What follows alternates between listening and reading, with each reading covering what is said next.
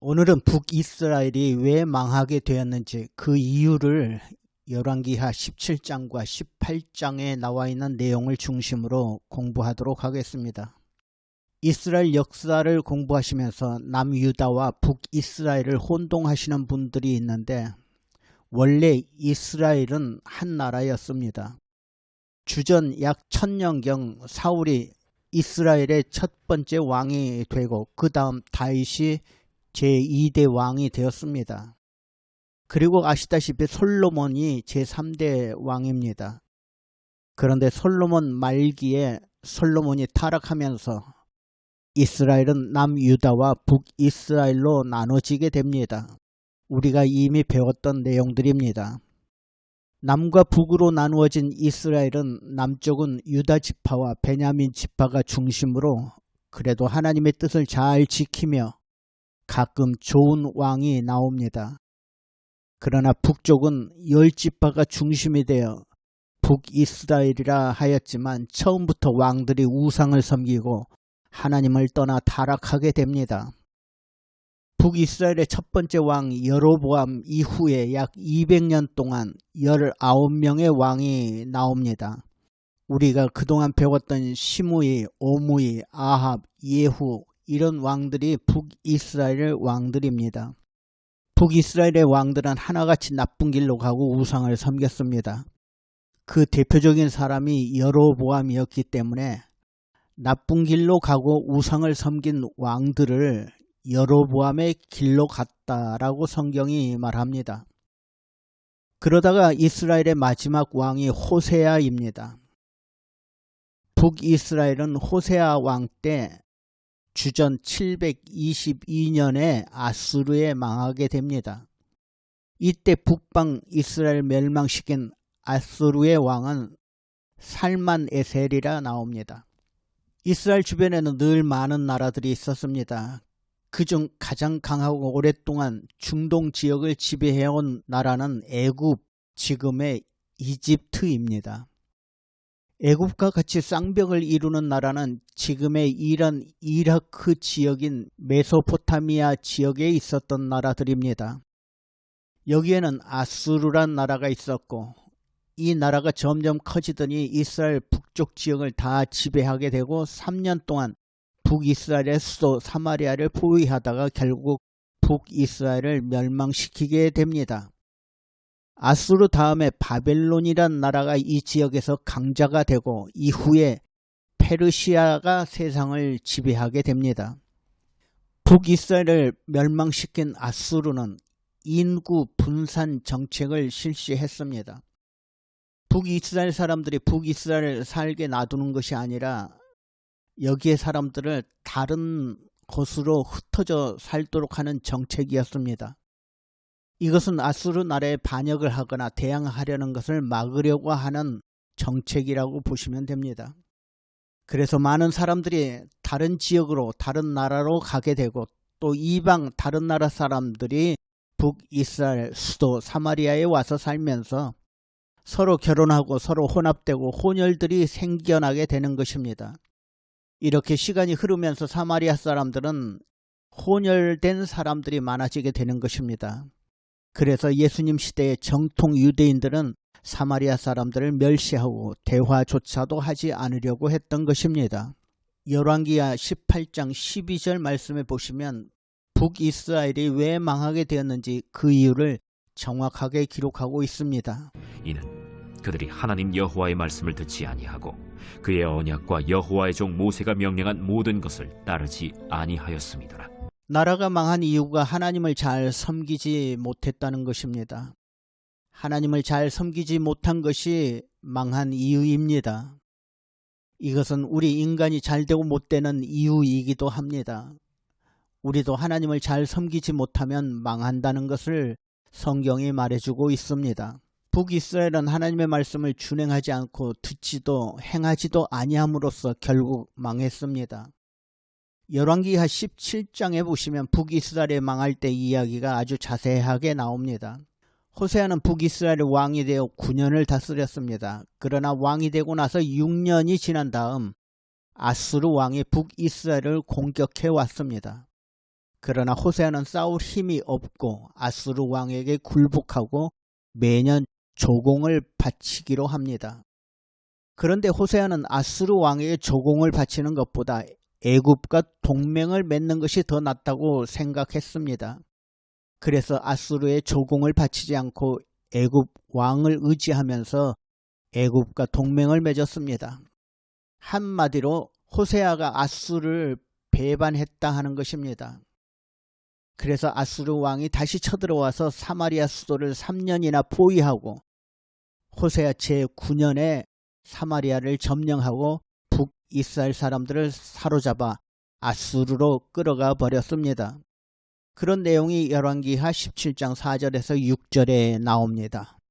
아수르의 왕 살마네셀이 올라오니 호세아가 그에게 종이 되어 조공을 드리더니 그가 애굽의 왕 소에게 사자들을 보내고 해마다 하던 대로 아수르 왕에게 조공을 드리지 아니하매 아수르 왕이 호세아가 배반함을 보고 그를 옥에 감금하여 두고 아수르 왕이 올라와 그 온 땅에 두루 다니고 사마리아로 올라와 그곳을 3년간 애워쌌더라. 호세아 제9년에 아수르 왕이 사마리아를 점령하고 이스라엘 사람을 사로잡아 아수르로 끌어다가 고산 강가에 있는 할라와 하볼과 메레 사람의 여러 고을에 두었더라. 여기에서 한 가지 생각해 봐야 할 문제가 있습니다. 호세아 왕이 애굽을 의지하고 애굽 왕과 동맹을 맺었지만 정말 북이스라엘이 위험할 때 애굽은 이스라엘을 도와줬는가 하는 것입니다. 아니었습니다. 북이스라엘이 3년 동안 포위되어 있었지만 애굽이 북이스라엘을 돕기 위해서 군대를 파병하지 않았습니다. 강대국들은 자기들의 이익을 위해서 약한 동맹을 벌이기 쉽습니다. 북이스라엘과 애굽은 서로 힘을 합치는 데 동맹을 맺었지만 애굽과 북이스라엘은 서로 이용 가치가 있었던 것입니다. 하지만 애굽은 북이스라엘을 돕지 않았습니다. 사마리아가 3년 동안 포위되고 결국 망해도 애굽은 북이스라엘을 도와주지 않았던 것입니다.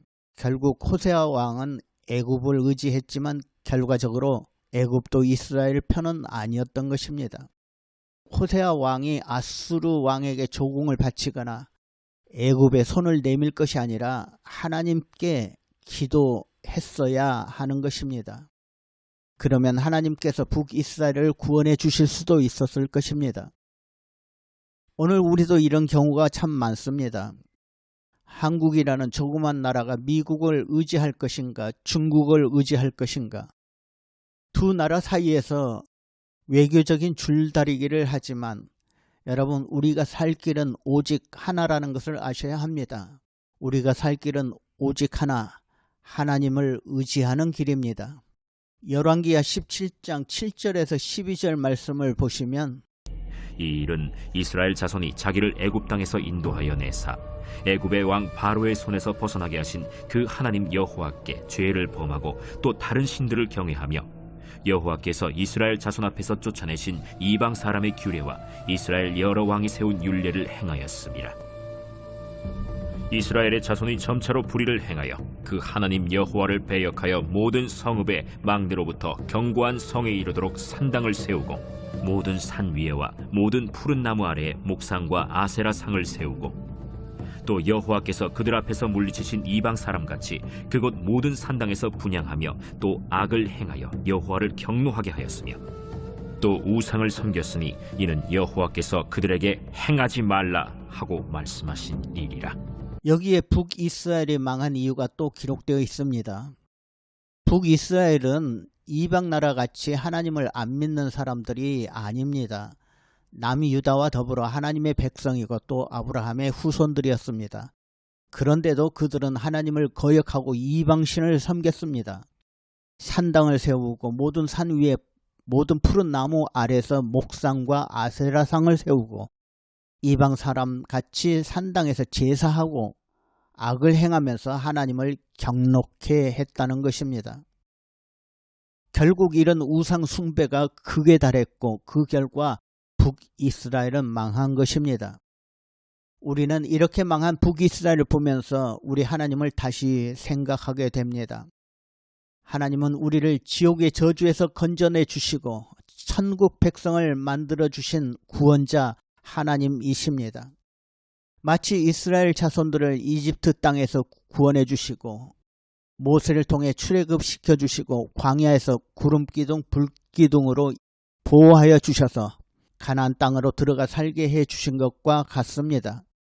그런 하나님을 우리가 잘 섬기고 감사드려야 합니다. 그렇지 않고 하나님을 배반하고 거역하고 다른 우상을 섬긴다면 우리도 망하는 길로 간다는 것을 아셔야 할 것입니다. 열왕기하 17장 13절에서 18절 말씀을 보시면 하나님께서 선지자들을 통해서 하신 말씀들이 기록되어 나옵니다.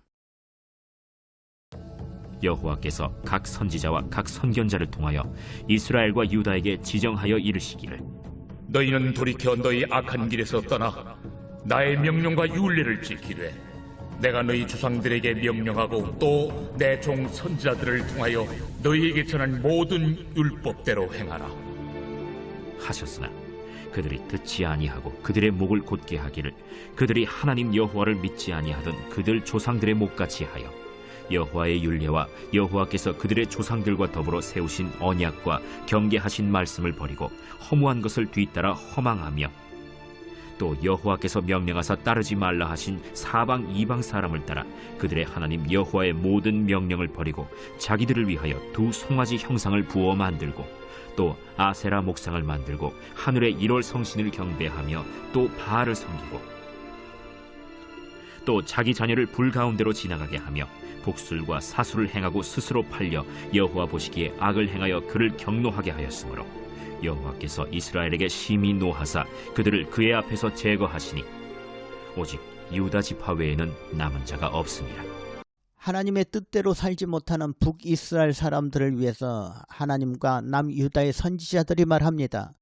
너희는 악한 길에서 떠나 하나님의 명령과 율법을 지키라라고 말합니다. 이방신과 우상을 섬기지 말라고 합니다. 그러나 그들은 끝내 듣지 아니합니다. 북이스라엘이 하나님이나 선지자의 말을 듣지 않았습니다. 그래서 그들은 결국 망하고 마는 것입니다. 북이스라엘이 망한 이유 국력이 약해서가 아닙니다. 하나님을 섬기지 못했기 때문입니다. 우리는 이방 신이나 우상을 떠나서 하나님을 잘 섬기는 것이 우리가 복받는 길이라는 것을 아셨으면 좋겠습니다. 하나님께서는 북이스라엘은 망했지만 남유다만이라도 북이스라엘의 멸망을 보고 배우기를 원하셨습니다. 그러나 유다도 북이스라엘의 길을 따라가는 것이 하나님께서 안타까우셨습니다. 그래서 말씀하셨습니다. 너희들 그렇게 하다가는 망할 것이다. 그렇게 자주 경고하셨습니다. 북이스라엘이 멸망할 때 남유다의 왕은 히스기야 왕이었습니다. 히스기야는 자기 아버지 아하스가 죽은 다음 25살의 왕이 됩니다.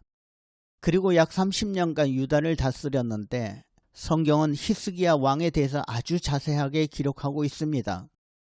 히스기야 왕에 대한 내용이 열왕기하 18장, 19장, 20장에 나옵니다. 또 이사야서 36장에서 39장에 나오고요.